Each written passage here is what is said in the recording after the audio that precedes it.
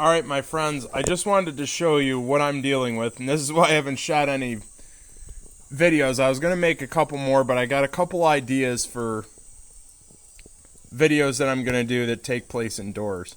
So my van is absolutely buried right now, and you know, if you guys are looking to see how many inches, I did shovel this off, by the way. I'm out here in my t-shirt, but yeah, there's about 14 inches there, 13 inches. So this stinks. If you're gonna go camping or something like that in your camper van, I can't advise to do it up here in like the northeast. So yeah.